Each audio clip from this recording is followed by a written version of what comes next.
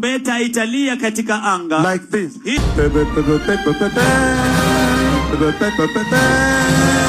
That is how the trumpet will sound. Konene. So jana ilikuwa siku moja interesting sana cause kina Sifuna na Babu walikuwa Masai za Busia, and it was a very interesting one cause I don't know what to believe cause the images that I'm seeing it looked like a very successful tour, and it looked like the sort of tour that would make even kama Wetangula nervous. Wacha tucheki. So of course nani alikuwa hapo, na cheki Orengo alikuwa hiyo area, Sifuna I guess ndiye alikuwa the host, Babu Owino alikuwa pia, na cheki Onyonka. Wacha tusikie. Mimi nataka niape mbele ya Mwenyezi Mungu na mbele yenu kama wadosi wangu, mahali nimeshikilia sibanduki, kwa sababu baba hakulea watu waoga. Baba alikuwa anasema kama ni kutuua watuue, lakini tutaenda tuongee ukweli kila siku. Nyinyi mnaweza kushinda kunizika bwana. Kwa hivyo wale wanasema wataua Sifuna, watu wa Busia waambieni muko tayari, mnajua mpaka nyumbani, si ndio? So hii place unashindwa story ya kumuua. Of course kuna story ya kumtoa from ODM. History ya kumtoa from ODM kuna vile like inasemekana inaweza happen even this week, but I've had this thing so many times that nimeanza hata sichukuagi seriously. But then apart from that, so niye kurushwa nje, then kuna say of course wanasema pia watampiga like physically because he's going against ODM and what ODM stands for. Na kunga last week kuna vile Oburu alibaki amemtolea hiyo, na kibonga juu ya kutobanduka of course anamaanisha Ruto. Yeah, from day one hajakuwa like a Ruto supporter, hajakuwa akisupport history ya broad based. Even when Raila was alive, you could see like even when that thing was being signed, he was disgusted. He was there like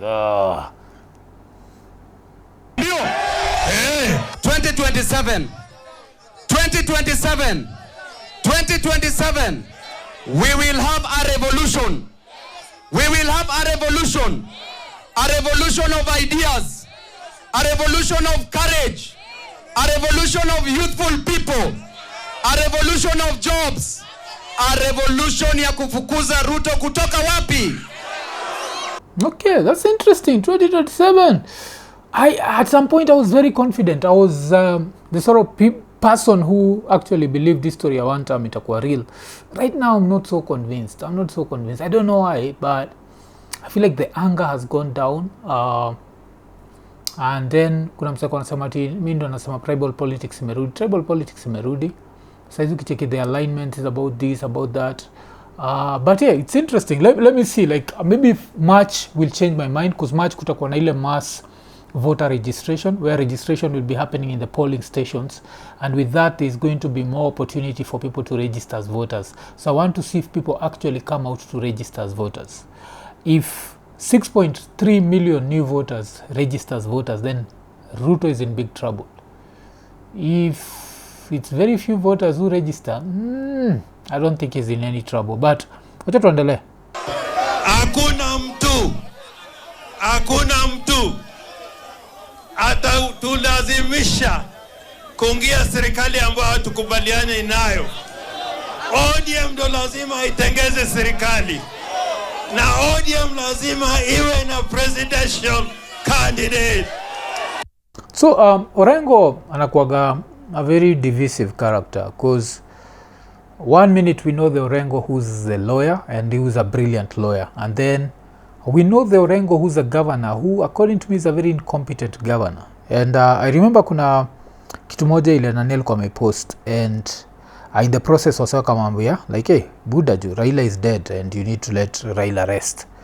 But kuna kitu moja Morara alikuwa ameandika, and when you think about what Morara had written, the first person that comes to mind of course ni watu kama hawa akina Orengo. Wase wale wamekuwa very disappointing, because they had an opportunity to show us what ODM leadership would look like, and what did they do? So Morara Kibaso alikuwa ameandika, I ask myself, if Raila loved Kenya, why is it that between 2017 and 2022, when ODM controlled 12 counties with a total budget of 135 billion per year, nothing good happened in those counties? The governor was ODM, the MCAs were ODM, therefore anything good he wanted would have happened. How come those counties were looted to the ground? Look at Busia, Mombasa, Kilifi, Siaya, Homa Bay, Kisii, Nyamira, Migori, etc. And why were the corrupt governors given direct ODM tickets to continue finishing the people? And now I'm wondering what will happen when DCP controls 10 to 12 counties, as I see happening very soon. What will happen to those counties? So this is a very credible question. So kuna mtu anaitwa Mohamed Hersi alimwambia Raila is dead, let his soul rest in peace. Raila was never president, never had the instruments of power. Can't Baba not rest even in death? So, and that's one of the things ile waswata sema saa hizi. And but kitu moja musamaga, history should remember the good side and the bad side. And history will remember that yes, Raila was never president. Did he ever win a presidency? Yes, he won a presidency in 2007. This is the same presidency that makes people not believe that if Ruto loses, he's going to concede. Why? Because Kibaki started the pattern. Najua, that's the other thing we have to remember Kibaki with. He's the guy who killed democracy in Kenya. But now, when we go back to Raila, we have to look at it. Yes, you didn't get the presidency, but you are the one who used to fight for devolution. So you should have made sure that devolution worked in the ODM counties. And the fact that devolution never worked in those counties, it was just about looting. Tukona stories za Obado, stories za Sharon. If you look at Mombasa during the Joho era was, damn, it was literally an era. ERROR, that's how nasty and dirty Mombasa was.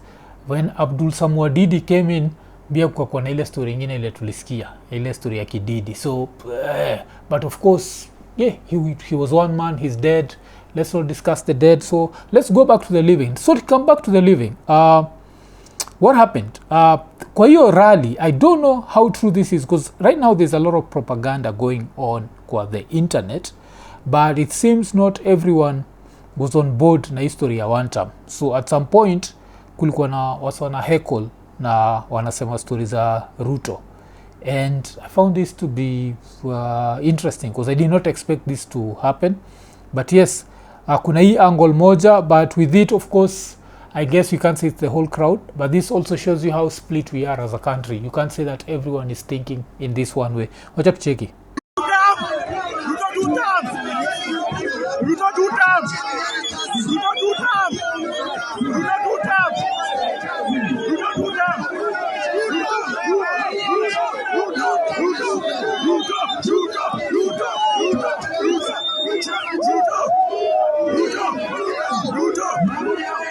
Lakini hapa inakaa sana ni Siaya, na unachiki hapa Ugunja safari ni ya Singapore. Okay, I don't know man. Because ndio msea kwa hiyo placard, it means that person has been paid. And if they've been paid, but if you can be paid to go and heckle in a rally in Ugunja Siaya, then basi pia inakaa kuna vile ujipendi jo.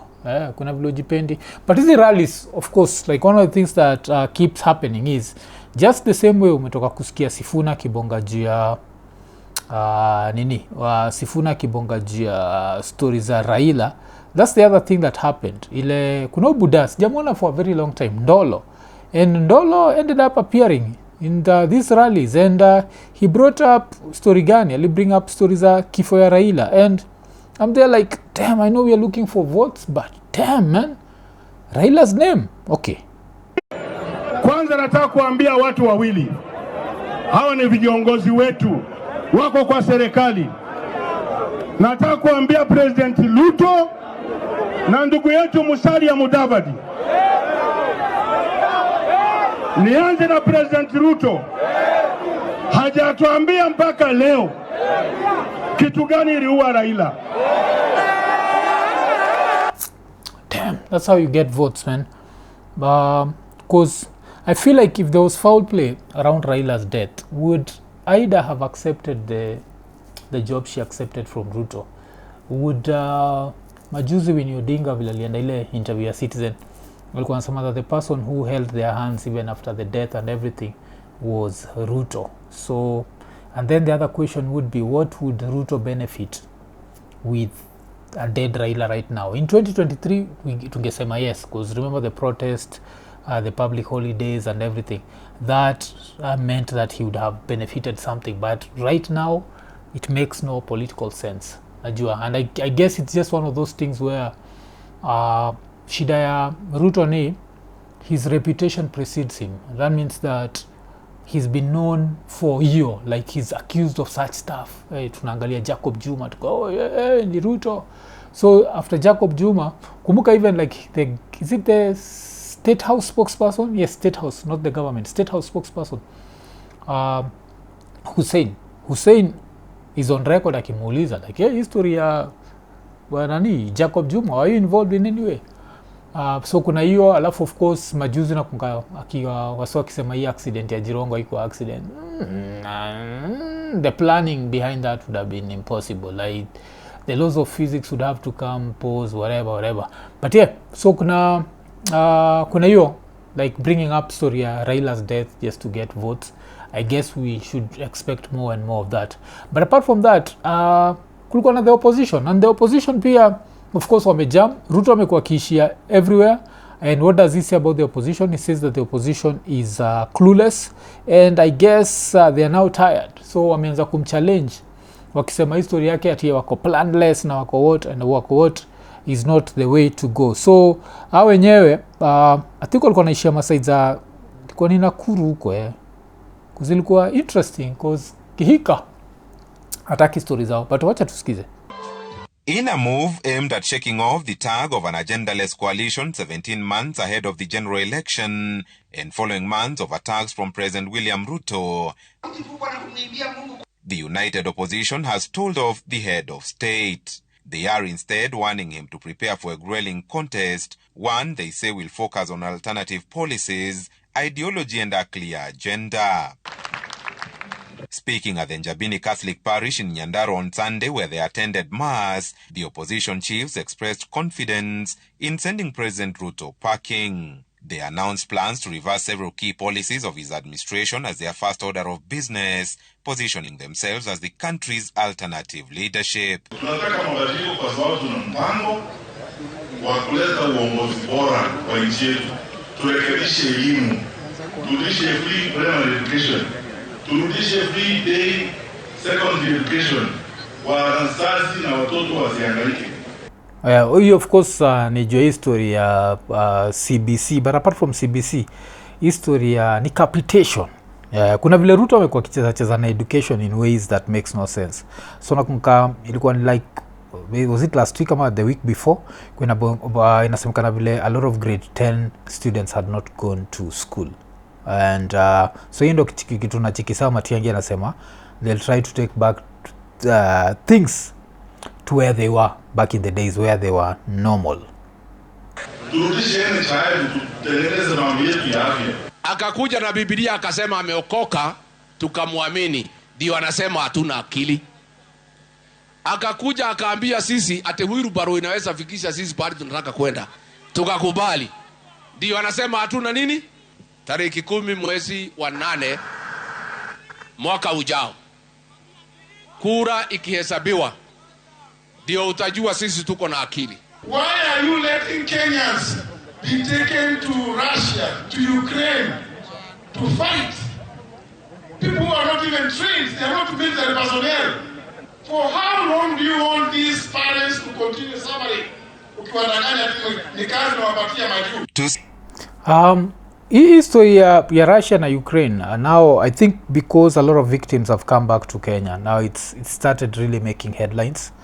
And yeah, I guess that's why sana uliza like how long Ruto ataendelea kudanganya watu juu ya history ya Russia. And even for Ruto to feign ignorance, because nakumbuka nikimcheki akiwa na ule buda mtua akijifanyisha like mayouth wameenda. Hakuna mayouth wameenda. Ikikam to stories za Dubai, those Nini, the only thing that's happening is the loans that are coming from youth fund, and those loans are just here locally.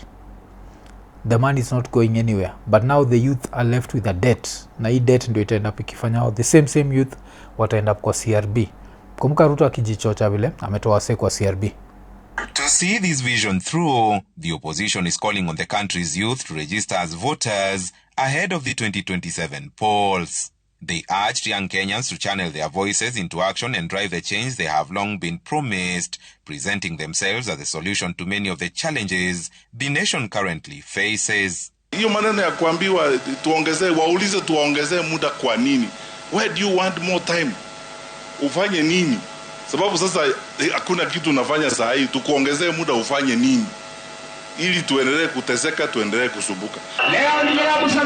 And while addressing roadside rallies in Kinangop and Naivasha constituencies, the opposition leaders vowed to remain united until the very end, promising to select a candidate among themselves who is strong enough to take on President Ruto in August 2027. Mimi nataka nikuambie William Ruto, ODM imekwisha. Waluya wametoka, Wakisii wametoka, Wakamba hapana iko na wewe, watu ya Pwani hapana iko na wewe. Hakuna kitu kama ODM. Damn, sasa shida ya ubuda, your statement ODM imekwisha, that was a good statement. Leave it there, don't go into specifics. These are the things that ubuda anafaa kutichiwa. Like, don't go into specifics. Don't go into specifics. Ukishasema ODM imekwisha, achia hapo. The minute you continue with the sentence, it ends up being a good statement to a tribal statement. And then Ruto can turn around and say, look at ule mtu wa ukabila, mnamuona? Number 2, UDA. Saa ile mlima imetoka, hakuna kitu kama UDA. So wewe umebaki kwa kona, imebaki siku chache tukusafirishe uende nyumbani. Damn, okay. So, hiyo ilikuwa hiyo. Alafu hii rally ya nani pia ilikuwa interesting cause allegedly the police tried to block it and you wonder cause kulikuwa na very big entourage. And hiyo entourage ilikuwa inatry kukaziwa, I think kuingia Nakuru County. And yeah, this was a really huge one. Of course, the police at the end of the day ended up seeing that there was no way to stop this.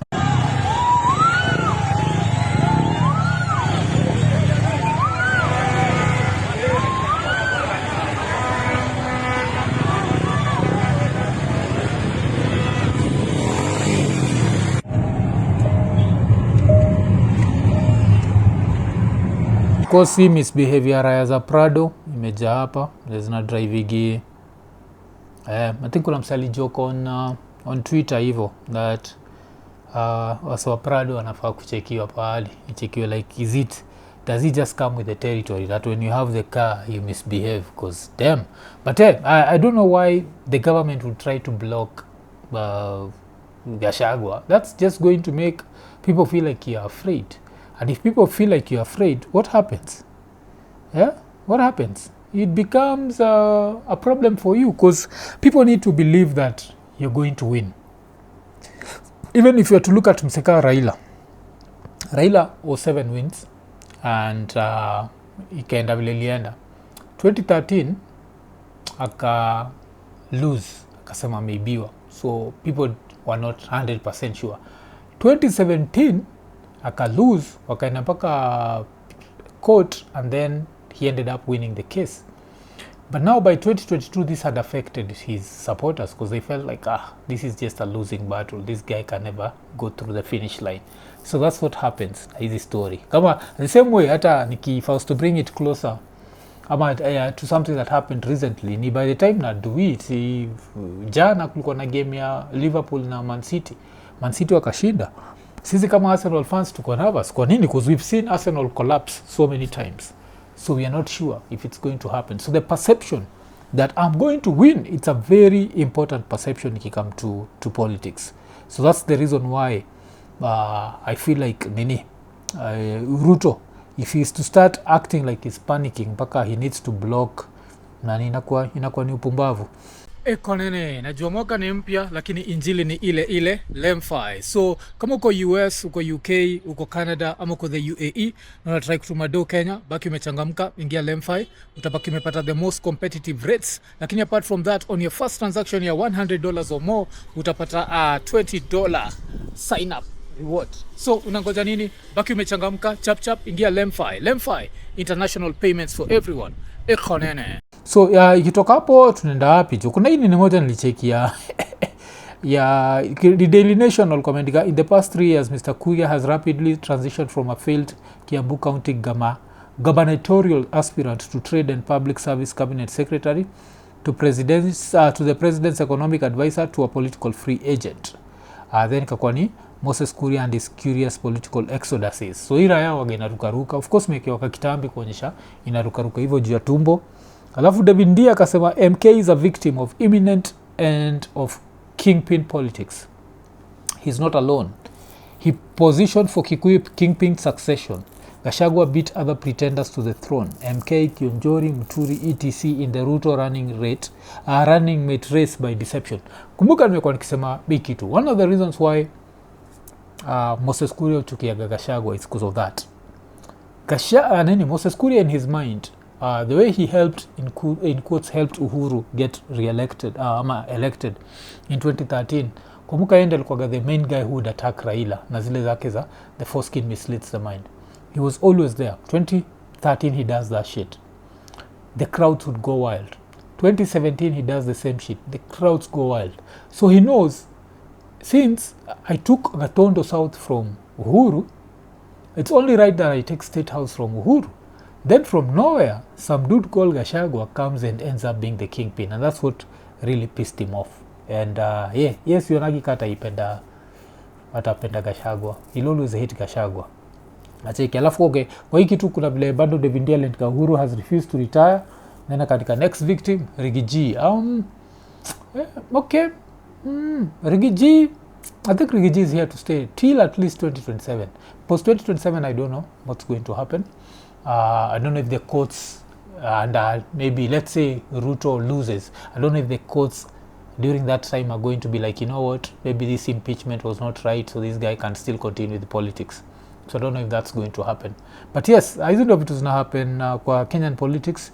So it's the same old. And I think the only thing I find interesting ni finally, umsa naitwa nani ameanza kulearn. He started learning how to be a politician. I'm starting to see Matiang'i have more political speak every day. And that's interesting to see. So let's see how long he's able to maintain that. And as I keep saying, next month is going to be very important for anyone who wants to kutoa Ruto. And it's going to be important because of voter registration. If new voters register, it's going to be very interesting. But do I think there's going to be any radical change where extrajudicial killings will go down, corruption will go down? No. Because it's one of these thugs who are still going to win it. All the alternative candidates, if you come to Maraga, if you come to Omtata, if you come to Boniface Mwangi, these are alternative candidates. These are candidates that would change Kenya, but there's always going to be something to look at them. Oh, Boni, msewaga simtrust. Kuna skandal yote iko na zi, lakini simtrust. Yani damu yangu kanikiwa na mse simtrust. Aliuza picha zetu kwa wazungu. Okay, damn, okay. Aliuza picha zetu kwa wazungu. Talking of wazungu, even ni remind, kuna post ingine nilibaki nimecheki and nikabaki nimebonga juu yake, and yani nikabaki nimerepost, na ilikuwa post juu ya Africa in general, because of course supendaga sana history ya wazungu this, wazungu that, but I feel like we never atukubaligi kitu moja, that hizi shida tuko nazo saa hizi ni shida zimeletwa na sisi wenyewe.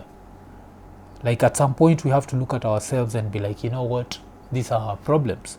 So kuna hii video, I don't really ilitengenezwa na nani, most likely ilitengenezwa na mlami fulani kuonyesha kwa nini hawafai kutupatia pesa, but wacha tuisikize. If Africa is poor, why don't we just give them more money? We did. Over $1 trillion. And somehow, poverty grew. That doesn't make sense. Money fixes problems. Only if the system works. Money doesn't build foundations. It just flows through whatever is already there. But aid rebuilt Europe after the war. Europe already had courts, laws, tax systems. Aid didn't create order. It accelerated order that already existed. So, up to there, it built unit foundation. This is where waso clash na mimi sana, because muchekaga sana nikisikia, hata nicheki kuna clip wa sel wana share yaka preacher fulani akiwa kwa hosi yuko akiwa kwa church yuko hatuwezi pigia Ruto kura juu Ruto anaua watoto. Like all of them walikuwa wanaua watoto. Unajua Kibaki aliua watoto, tukianza na majuzi after when democracy started, Kibaki and Uhuru killed a lot of watoto just because who are interested. Does not mean it didn't happen, it happened. And why did they kill watoto? Because there is no institutions, hakuna foundation. hakuna court systems that work, so presidents can behave in any way that they want, and that's just the reality of the thing. Like I always, like personally, like people who've just started following violent politics in Kenya majuzi, no say hawako scared for next year, but personally I'm scared for next year because I see what happened in Uganda, I see what happened in Tanzania, and I'm like, you know what, all you need to do is unleash maximum violence, and Samia has gotten away with it. Ushasikia story ya Samia anywhere else ilikam tu ikaisha. Saizo sana travel to TZ, saizi yani mambo ya TZ imeanza kuwa. So yeah, but back to hapa, hatunaga institutions, and until we have an independent police where the police can be like, you know what, we are not going to shoot our citizens. No, we are not going to do that. And that's the difference maybe with countries like in Nepal, is the police are independent to a certain level where they're like, nah, we can't just kill the people. Wanabaki wamelenga. So Africa just needed more time? It needed institutions. Instead, we sent cash. And cash in weak systems becomes power, not progress. Where did the money actually go? Private jets, offshore accounts, presidential palaces, some of it never even touched the people it was meant for. Tusiende tambali. Kumbuka saizi, if you can ask devolution, where does the money go? Governor palaces, you know. Apart from that, umesikia video Northeastern ikisemekana that the money comes to Nairobi. So it's just the same ish. Yes. So this is like it's sad, but you can use this video to describe Africa. You can use it to describe Kenya and devolution. You can use it to describe so many things where, because of lack of institutions and lack of foundation and lack of nini, no matter how much money you pump into this thing, hata ushindo kiambiwa. Kama nilikuwa na chiki story fulani ya nilikuwa nini jo, hii Atalanta Stadium, that's a whole story for another day. Vile land yenyewe ilikuwa ya gava, but we ended up paying the Joho family 9 billion. Damn, okay. Then why didn't citizens vote those leaders out? Because the leaders didn't depend on citizens. They depended on donors. No taxes, no accountability, no consequences. But aid still builds schools and sends food, right? Sometimes. But free food kills farmers. Free clothes kill factories.